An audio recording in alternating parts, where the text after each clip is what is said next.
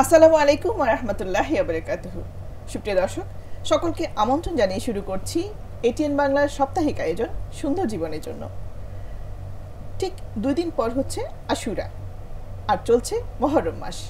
এই মুহররম মাসে বসে আমরা বিশেষ একটি দিনকে কিন্তু উদযাপনের জন্য বসে থাকি, তা হচ্ছে 10ই মুহররম অর্থাৎ আশুরা। কিন্তু আশুরা এবং মুহররমের মধ্যে সম্পর্ক কি কিংবা ভিন্নতা কি, এই বিষয়ে স্পষ্ট করবেন আমাদের উপস্থিত আপারা। তবে তার আগে জানিয়ে রাখি আমাদের বিষয় হচ্ছে আশুরা। আমাদের স্টুডিওতে আছেন শিক্ষাবিদ ডক্টর নাসিমা হাসান। আসসালামু আলাইকুম। ওয়ালাইকুম আসসালাম ওয়া রাহমাতুল্লাহি ওয়া বারাকাতুহু। সুপ্রিয় দর্শক, আমাদের সাথে আছেন শিক্ষাবিদ অধ্যাপক ডক্টর আফরোজা বুলবুল। আসসালামু আলাইকুম ওয়া রাহমাতুল্লাহি ওয়া বারাকাতুহু।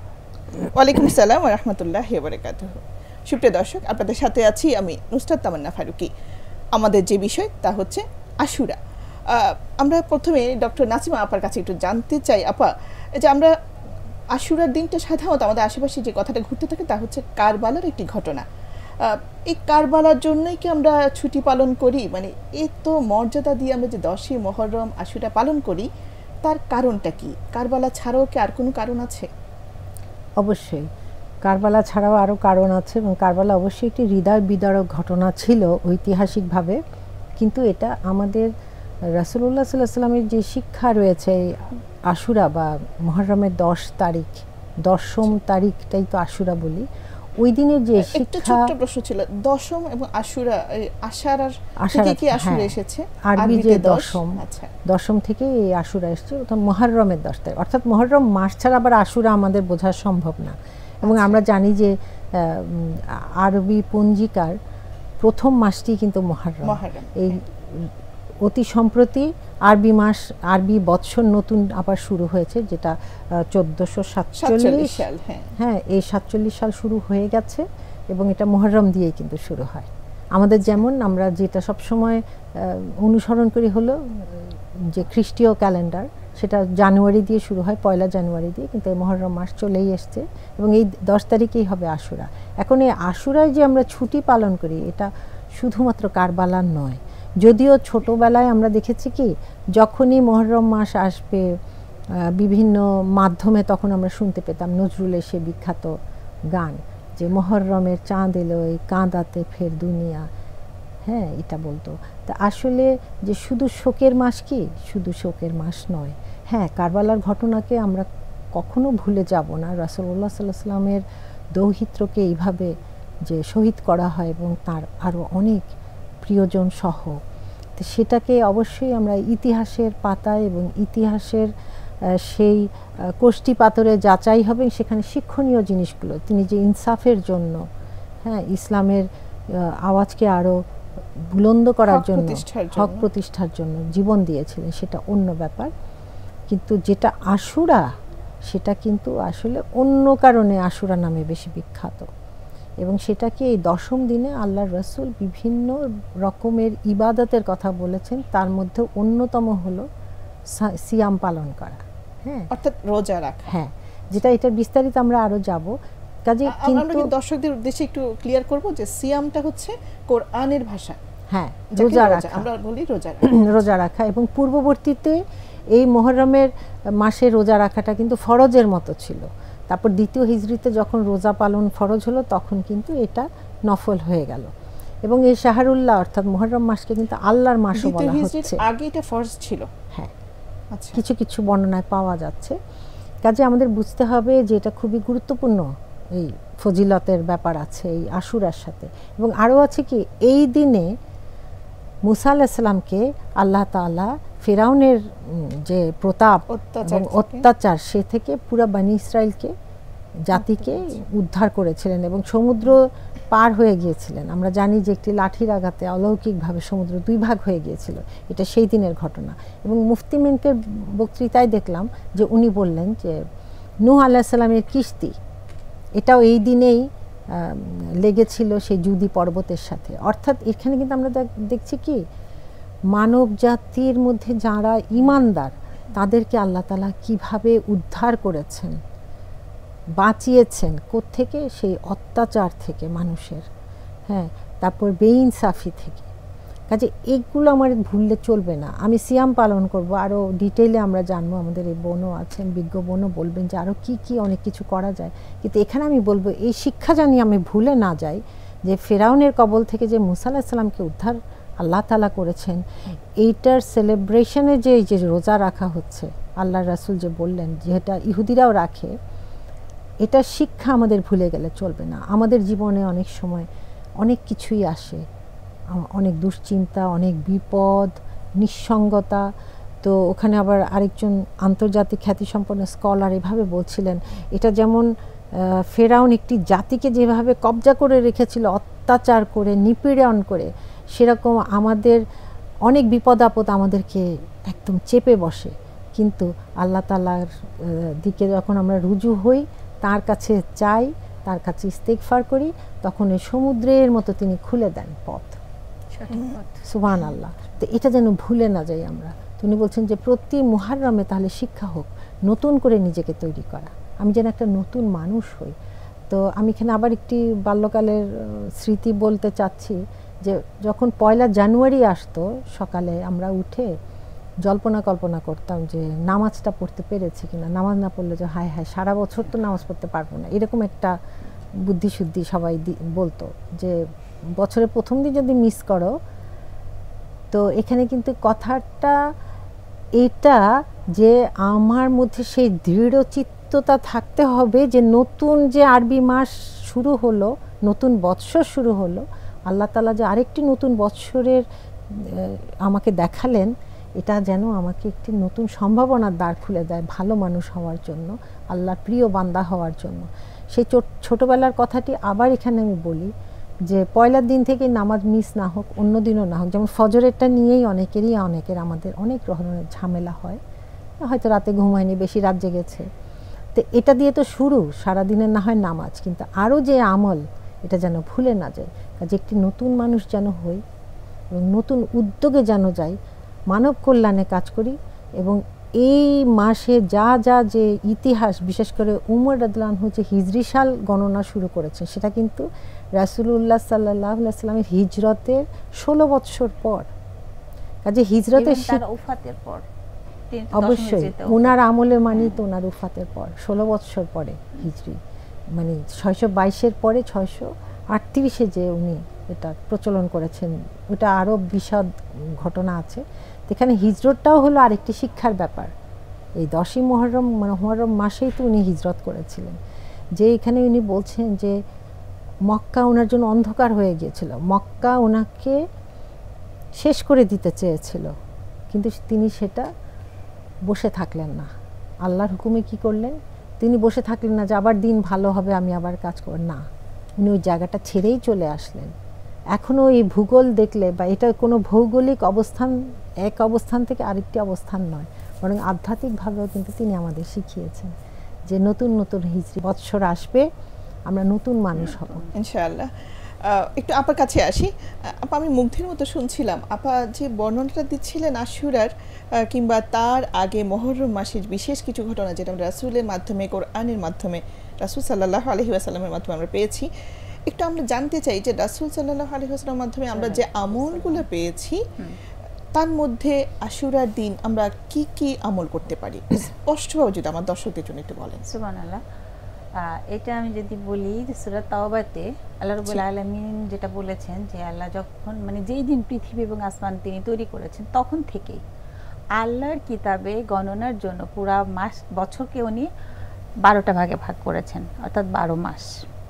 এবং তাহলে কি এই যে 12টা মাসে আমরা ক্যালেন্ডার করি, সেটা হচ্ছে কোরআনের দেওয়া, আল্লাহ তাআলার নির্দেশ।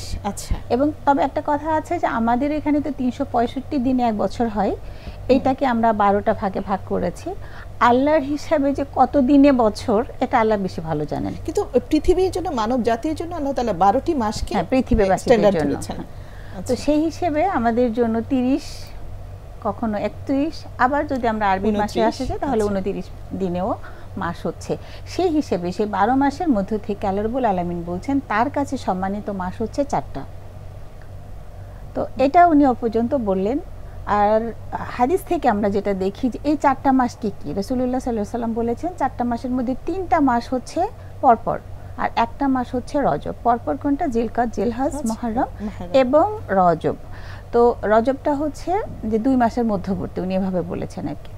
তো যাই হোক, রজব মাস।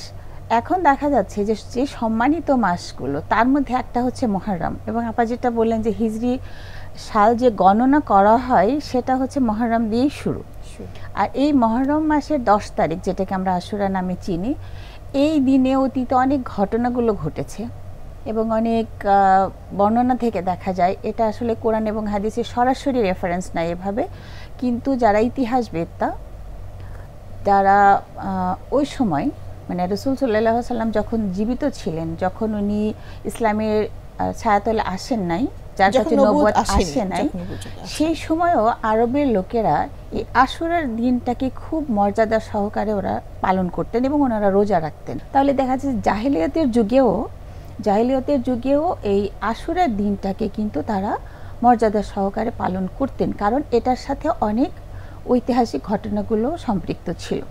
তো রাসূলুল্লাহ সাল্লাল্লাহু আলাইহি সাল্লাম যখন ইসলামের দাওয়াত দিচ্ছিলেন এবং তিনি যখন সবার মাঝে রোজা, নামাজ, যখনও রোজা ফরজ হয় না, যখন নামাজ ফরজ হয় না, এই অবস্থাতে কিন্তু ওনারা নামাজ আদায় করতেন এবং রোজা রাখতেন। সেই সময়গুলোতে মুহররমের 10 তারিখে আশুরার দিনে কিন্তু ওনারা রোজা পালন করতেন। পরবর্তীতে আমরা দেখেছি যে হাদিস থেকে আসছে, বিশেষ করে আসছে হচ্ছে আব্দুল্লাহ ইবনে আব্বাস রাদিয়াল্লাহু তাআলা আনহু থেকে যত বেশিরভাগ হাদিসগুলো আসছে, যেটা বুখারী শরীফ, মুসলিম এবং তিরমিজি শরীফে আসছে, যে এই দিনের রোজা পালন, এটা আপা এর আগেও যেটা বলেছেন যে 2য় হিজরিতে যখন রমাদানের রোজাগুলোকে ফরজ করা হলো, তার আগ মুহূর্ত পর্যন্ত ওনারা এই রোজাটাকে বাধ্যতামূলক হিসেবে নিজেরাই পালন করতেন। নট যে আল্লাহর পক্ষ থেকে ফরজ ছিল সেটা না, ওনারা এতটা গুরুত্ব দিয়ে এই রোজাটাকে পালন করতেন যে এটা মনে হতো যেন এটা একটা ফরজ ইবাদত এরকম। কিন্তু যখন রমাদানের রোজা ফরজ করা হলো, তখন আল্লাহ রাসূল সাল্লাল্লাহু আলাইহি সাল্লাম বললেন, এখন এটা তোমাদের জন্য অতটা বাধ্যবাধকতা পূর্ণ নয়, তোমরা কেউ চাইলে রোজা রাখতে পারো, চাইলে না রাখতে পারো, কিন্তু রমাদানের রোজাটাকে আল্লাহ ফরজ করেছেন, এখানে সবাইকে রাখতে হবে। তাহলে দেখা যাচ্ছে যে এই আশুরার রোজাটা, রমাদানের রোজা আমাদের জন্য ফরজ, তারপরেই যে রোজাটা সবচেয়ে বেশি গুরুত্বের অধিকারী সেটা হচ্ছে আশুরার রোজা। এবং আরও বলা হয়েছে, আল্লাহ রাসূল সাল্লাল্লাহু আলাইহি ওয়াসাল্লাম বলেছেন যে আমি আশা করি যারা আশুরার দিনে রোজা রাখবে তাদের অতীতের 1 বছরের গুনাহ আল্লাহ মাফ করে দিবেন। সুবহানাল্লাহ। আর ইয়াউমুল আরাফা বা আরাফাতের রোজা সম্পর্কে আমরা জানি, প্রশ্ন থেকে যায় যে গুনাহগুলো কি সগীরা গুনাহ, মানে ছোট গুনার কথা বলা হয়েছে? এখানে অবশ্যই সগীরা না হলে তো কবিরা গুনাহ তো খালিসভাবে তাওবা না করলে আল্লাহ ক্ষমা করেন না। সুতরাং এখানে যে কথাগুলো আমরা বলছি সেটা স্বাভাবিকভাবেই ছোট ছোট যে সগীরা গুনাহগুলো আছে স্বাভাবিকভাবে হয়ে যায়, অজান্তে হয়ে যায়, এরকম। তো যেটা বলছি যে ইয়াউমুল আরাফার রোজা সম্পর্কে যেটা বলা ছিল যে আগের এবং পরের 1 বছর, মানে মোট 2 বছরের গুনাহ আল্লাহ মাফ করবেন, এটা আল্লাহ রাসূল আশা করেছিলেন। কিন্তু আশুরা সম্পর্কে উনি বলেছেন যে আমি আশা করি অতীতের 1 বছরের গুনাহ আল্লাহ মাফ করে দিবেন। সুবহানাল্লাহ। যদি সেটা হয় তাহলে এই আশুরার দিনের রোজা, এটা কিন্তু অবশ্যই মুসলিম মিল্লাতের জন্য খুবই খুবই গুরুত্বপূর্ণ, এবং আমি বলবো যে একটা বড় ধরনের রহমা আল্লাহর পক্ষ থেকে, যে রমাদানের রোজা শেষ হয়েছে, এরপরে ইয়াউমুল আরাফা চলে গেছে, এখন আশুরার রোজাটা আমাদের সামনে। আমরা যদি এটাকে সেভাবে যত্ন করে পালন করতে পারি, আর যেই মাসটাকে আল্লাহ রাব্বুল আলামিন নিজে সম্মান দেখিয়েছেন, আল্লাহ রাসূল সাল্লাল্লাহু আলাইহি ওয়াসাল্লাম বলেছেন যে তিনি যেহেতু আল্লাহ পাক কর্তৃক প্রদত্ত সম্মান এই মুহররম মাসের জন্য, এই মাসে যে যত বেশি পারে রোজা রাখবে, যে যত বেশি পারে, 3টা রোজা সহ, মানে না ওই যে যাদের 3টি রোজা, হ্যাঁ সেটা তো আছে, আয়ামে বীজের রোজা যেটা আছে এটা ছাড়া, এই যে সোমবার এবং বৃহস্পতিবারে সেটা ছাড়াও এর বাইরেও যদি কেউ আরও বেশি নফল রোজা এ মাসে রাখে, অবশ্যই সেটার গুরুত্ব অন্যান্য মাসের রোজার চেয়ে অনেক বেশি। যদিও রাসূলুল্লাহ সাল্লাল্লাহু আলাইহি ওয়াসাল্লাম শাবান মাসে অনেক বেশি রোজা রাখতেন বলে হাদিসে আসছে, তবে যখন এই যে সূরা তাওবার এই আয়াতটা নাজিল হয়, এই সব মাসগুলোতে এই সম্মানের মর্যাদা আসে, তারপরে কিন্তু উনি খুব বেশি সময় পান নাই মুহররমের রোজা রাখার জন্য। তো যার কারণে তার আগ মুহূর্ত পর্যন্ত উনি শাবান মাসটাকে একটু বেশি গুরুত্ব দিয়ে রোজা রাখতেন, যেহেতু সেটা রমাদানের আগের মাস, প্রস্তুতির মাস ছিল।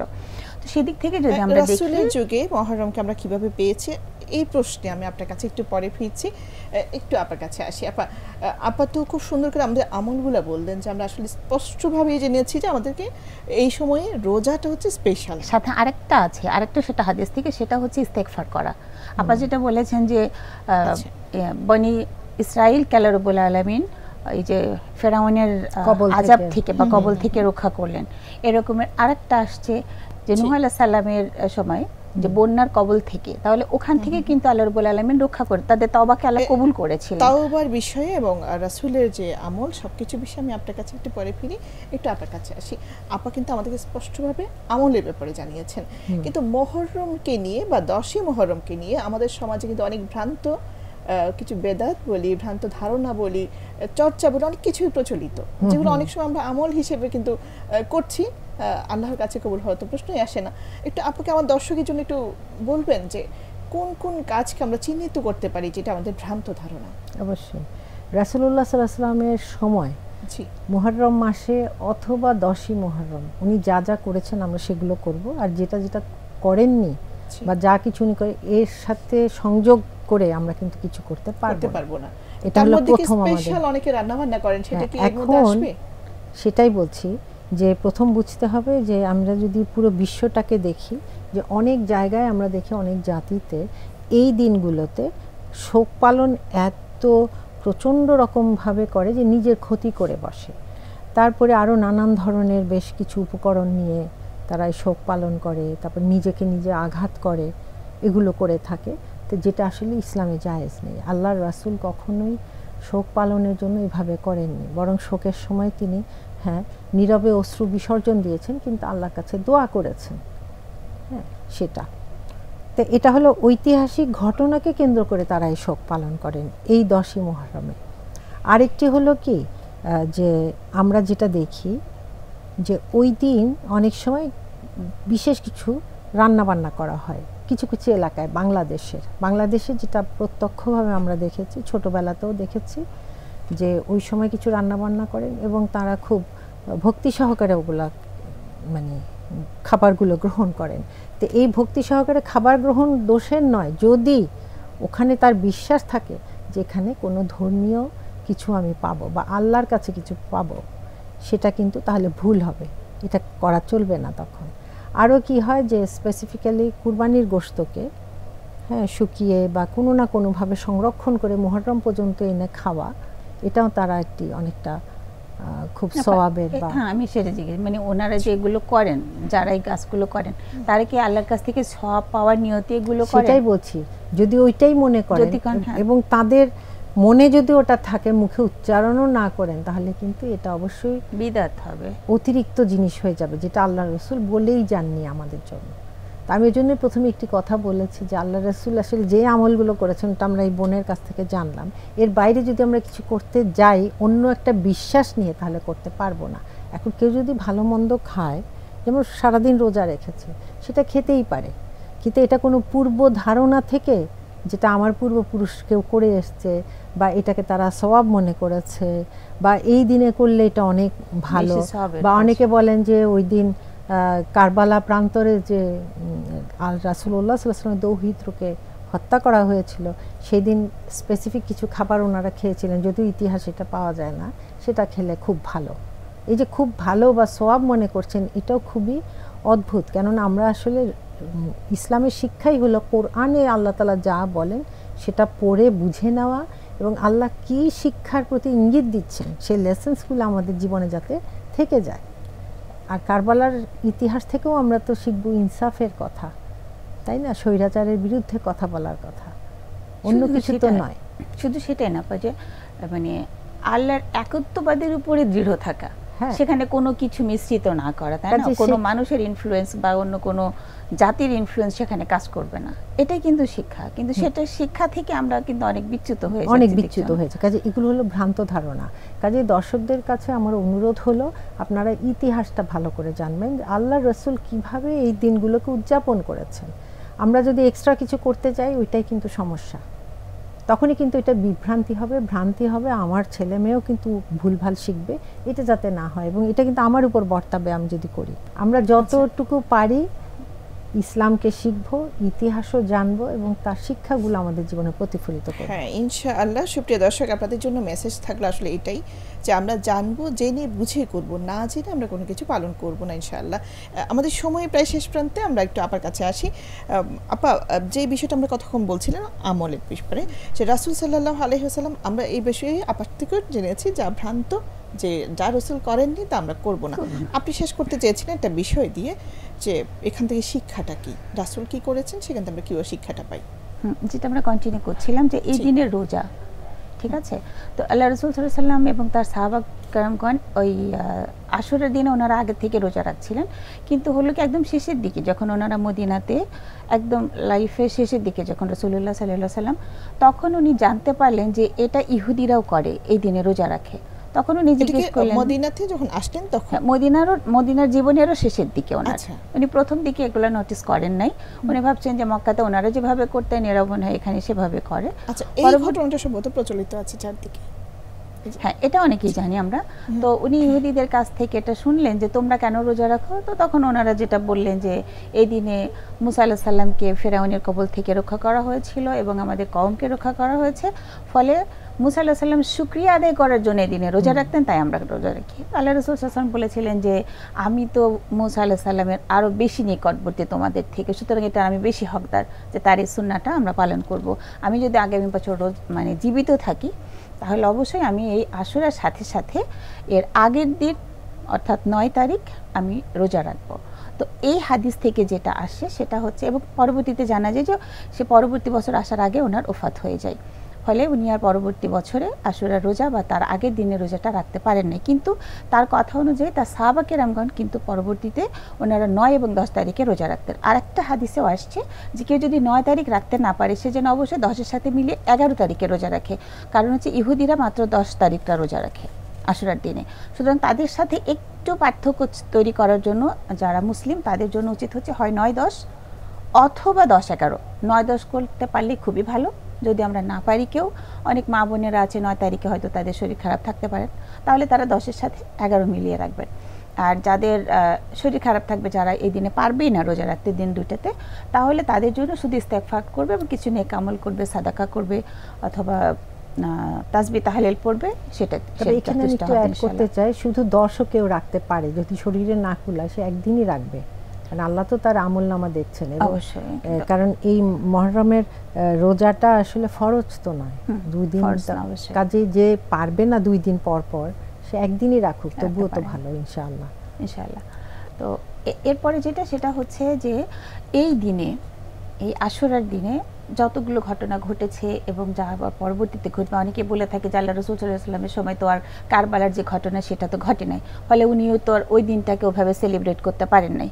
কিন্তু সবার জ্ঞাতার্থে আমরা বলছি যে আরও অনেক সাহাবীদের শাহাদাত কিন্তু তার আগে হয়েছে রাসূলুল্লাহ সাল্লাল্লাহু আলাইহি ওয়াসাল্লামের জীবদ্দশায়। উনি কিন্তু কোনো শাহাদাতের ঘটনাকে এভাবে সেলিব্রেট করেন নাই, শোকের মাতম। আর শোক তো ইসলামে 3 দিনের বেশি শোক প্রকাশ করাই নিষেধ, এটা তো আমরা সবাই জানি। আর শোক প্রকাশ করতে যেয়ে শুধু চোখ দিয়ে পানি পড়তে পারে, কিন্তু মুখে এবং হাতে যদি আমরা এটার প্রলাপ বকতে থাকি, তাহলে এটা অনেক হাদিস আসে, আপনারা যদি আমরা চেষ্টা করি পড়ে দেখার জন্য, তাহলে শোক প্রকাশ করার জন্য আমাদের একমাত্র বৈধ পন্থা হচ্ছে ইন্না লিল্লাহ পড়তে হবে, ইন্না লিল্লাহি ওয়া ইন্না ইলাইহি রাজিউন। আর সে সাথে চোখ দিয়ে পানি পড়তে পারে, সেটা আল্লাহর পক্ষ থেকে, আল্লাহর রহমত। কিন্তু যদি মুখে বিভিন্ন ধরনের কথা ওড়াতে থাকি এবং হাত দিয়ে বুক চাপড়াতে থাকি, মাথার চুল কেটে ফেলে কেউ, জামা কাপড় ছিঁড়ে ফেলে, অতিরিক্ত মা বাবা মারা গেছে বা সন্তান মারা গেছে, হা হুতাশ করতে করতে কীভাবে শোক প্রকাশ করবে এটা সে নিজেই বুঝে না, এই সবগুলো হচ্ছে শয়তানের ওয়াসওয়াসা থেকে হয়, এটা হাদিস দ্বারা প্রমাণিত। সুতরাং আমরা যেন শোক প্রকাশ এভাবে না করি এবং কারবালার ঘটনাকে আমরা স্মরণ করব, তাদের জন্য দোয়া করব, সেই শহীদ যারা সেদিন ছিলেন, যারা কষ্ট করেছেন। কিন্তু সেটাকে পালন করতে যে নিজেকে রক্তাক্ত করা, নিজের উপরে অত্যাচার জুলুম করা, এটা সরাসরি আল্লাহ রাসূল সাল্লাল্লাহু আলাইহি ওয়াসাল্লাম বলেছেন যে যারা এটা করবে তারা আমার উম্মতের অন্তর্ভুক্ত নয়। সুতরাং আমরা নিজেরা নিজেদের উপরে জুলুম করতে পারি না যদি আমরা আল্লাহ রাসূলের উম্মত হিসেবে নিজেদেরকে দাবি করে থাকি। সুতরাং এই দিনে আমাদের শিক্ষা এটাই হওয়া উচিত, আল্লাহ রাসূল সাল্লাল্লাহু আলাইহি ওয়াসাল্লাম যেভাবে পালন করে গেছেন এবং যেভাবে বলে গেছেন তার সাহাবা কেরামগণ। একটা বলি একটুখানি ইনফরমেশন, সেটা হচ্ছে বর্তমান সময়ে যারা এই যে তাজোয়া মিছিল বা এই রকম নিজেদেরকে রক্তাক্ত করা, এটা কিন্তু শুরু হয়েছিল প্রথমে বাগদাদে। প্রথমে বাগদাদে শুরু হয়, সেটা হচ্ছে 362 হিজরিতে প্রথম, তারপরে ইজিপ্ট বা মিশরে আসে, সেখান থেকে সারা পৃথিবীতে ছড়িয়ে পড়ে আমরা যদি ইতিহাস দেখি। এবং এটা আসছে আমির আলী, যিনি একজন শিয়া লেখক, তারই লেখা বই থেকে এটা, এবং অন্য লেখা থেকে আসছে। সুতরাং এটি কিন্তু ওই সময় প্রচলিত হয় নাই এবং সমসাময়িক সময়েও হয় নাই, অনেক দেরিতে এসে, অনেক পরে, 300 বছরেরও বেশি সময় পরে এই ঘটনাটা মানে আমরা এইভাবে সেলিব্রেট করা দেখছি এবং পৃথিবী এখন করছে। সুতরাং এগুলো আমরা অবশ্যই বলতে পারি যে আসলে আল্লাহ রসুলের, তার সাহাবাগণ, তাবে তাবেইন, কারোরই সুন্নাহ এটা না যে আমরা এটা এভাবে পালন করব। ধন্যবাদ বুলবুল আপা, খুব চমৎকারভাবে বলেছেন। আসলে এরপরে আর কোনো সন্দেহ থাকতে পারে না যে এই যে কারবালার যে কাজটা সবাই করছে সেটা সঠিক কি বেঠিক। ধন্যবাদ নাসিমা আপা। সুপ্রিয় দর্শক, আমরা সময়ের একেবারে শেষ প্রান্তে, কিন্তু যে বিষয়টা বলতে চাই তা হচ্ছে আমরা আসুন 10ই মহররম অর্থাৎ আশুরায় যা করব জেনে বুঝে তারপরে করব। আসুন আমরা ইসলামকে জেনে তারপরে পালন করার চেষ্টা করি, কোনো জায়গায় যেন বিদআত না হয়। দেখা হবে ইনশাআল্লাহ অন্য কোনো সময়। সে পর্যন্ত সবাই ভালো থাকুন, সুস্থ থাকুন। আসসালামু আলাইকুম।